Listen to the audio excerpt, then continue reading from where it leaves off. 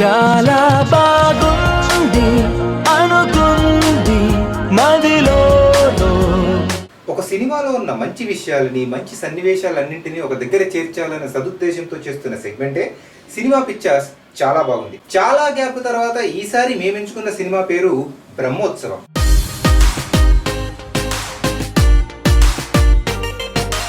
First and foremost మనకు బాగా గుర్తుండిపోయే క్యారెక్టర్ మహేష్ బాబు ఫాదర్ లాగా యాక్ట్ చేసిన సత్యరాజ్. అందరూ బాగుండాలి, అందులో మనము ఉండాలి, అందరినీ కలుపుకుంటూ పైకి ఎదగాలి అని చాలా సింపుల్ గా బతికే క్యారెక్టర్. చిన్నప్పటి నుంచి మన లైఫ్ లో జరిగిన బ్యాడ్ ఇన్సిడెంట్స్ కి ఎక్కువ వెయిటేజ్ ఇస్తాం తప్ప జరిగిన మంచి ఇన్సిడెంట్స్ ని పెద్దగా పట్టించుకోం. అలానే మనుషుల మీద పెంచుకున్న ప్రేమ కన్నా వాళ్ళ మీద పెంచుకున్న ద్వేషానికి వెయిటేజ్ ఎక్కువ ఉంటుంది. అలాంటి ఒక కంఫర్ట్ జోన్ లో నుంచి తనకి కావాల్సిన వాళ్ళందరినీ బయటికి తీసుకురావడానికి విశ్వ ప్రయత్నం చేస్తూ ఉంటాడు సత్యరాజ్. నలుగురితో కలిసి ఉండాలనుకోవడం మంచిదే, కానీ ఆ నలుగురు మనతో బలవంతంగానైనా ఉండాలి అనుకోవడం మన అమాయకత్వం. అలాంటి అమాయకత్వం వల్ల వచ్చే అపార్థాలని ఈ సినిమాలో చాలా క్లియర్ గా చూపించారు.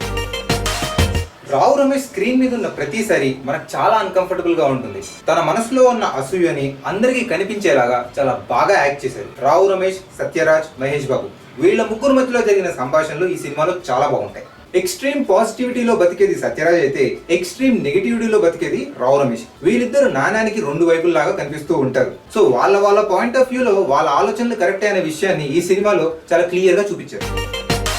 ఈ సినిమాలో ఉన్న కొన్ని రొటీన్ సన్నివేశాలు ఇన్కంప్లీట్ గా ఎండ్ అవుతాయి. అవి అలాగూ మనకు అర్థమైపోతాయని డైరెక్టర్ కి మన మీద ఉన్న నమ్మకమే తప్ప తనకి తీయడం రాక కాదు. ఆడియన్స్ ఇంటర్ప్రిటేషన్ కి కొన్ని సీన్స్ ని వదిలేస్తూ ఒక డైరెక్టర్ ఆడియన్స్ పై ఉంచుకున్న నమ్మకాన్ని, కాన్ఫిడెన్స్ ని చాలా అరుదుగా కనిపిస్తుంటుంది మన తెలుగు సినిమాల్లో.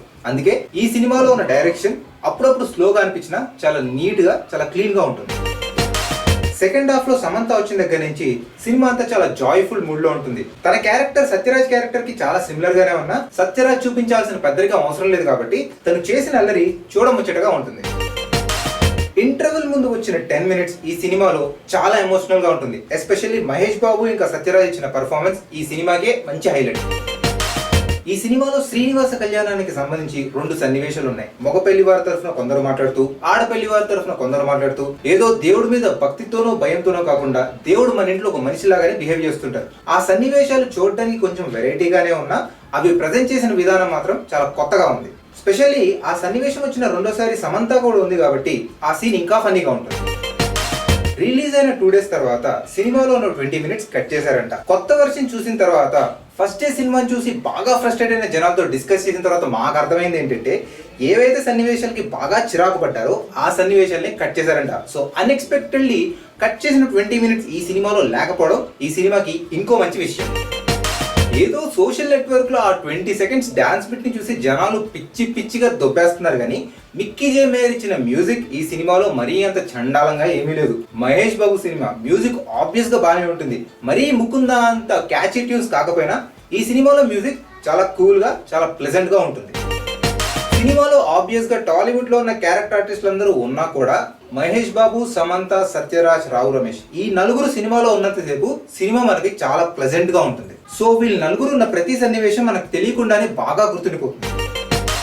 కలేజా లాంటి మంచి సినిమా ఫ్యాన్స్ ఎక్స్పెక్టేషన్స్ రీచ్ అవ్వలేదని ఒకే ఒక కారణంతో ఫ్లాప్ అయింది. ఇప్పుడు బ్రహ్మోత్సవం కూడా అదే ఎక్స్పెక్టేషన్స్ రీచ్ అవ్వలేదన్న ఒకే ఒక కారణంతో మరీ దారుణంగా ఫ్లాప్ టాక్ తో నడుస్తుంది ఫస్ట్ డే నుంచే. కాబట్టి ఫ్యాన్స్ ఓవర్ గా రియాక్ట్ అయ్యి ఆ సోషల్ మీడియా మీదనో డైరెక్టర్ మీద చిరాకు పడ్డం మానేసి చూసే వాళ్ళని చూడనిస్తూ వాళ్ళ ఫ్రస్ట్రేషన్ ని కొంచెం పక్కన పెట్టేస్తే ముకుందా లాంటి మంచి సినిమా లాగానే బ్రహ్మోత్సవం ఇంకో సినిమా లాగా నిలిచిపోతుందని ఆశిద్దాం. సో ఇవ్వండి బ్రహ్మోత్సవం సినిమాలో మాకు మంచిగా అనిపించిన సందర్భాలు, సన్నివేశాలు. మీకు కూడా ఇలాంటి ఏమైనా సందర్భాలు, సన్నివేశాలు ఈ సినిమాలో బాగా నచ్చినట్టయితే కింద కమెంట్ సెక్షన్ లో మెన్షన్ చేయండి. ఉంటాం.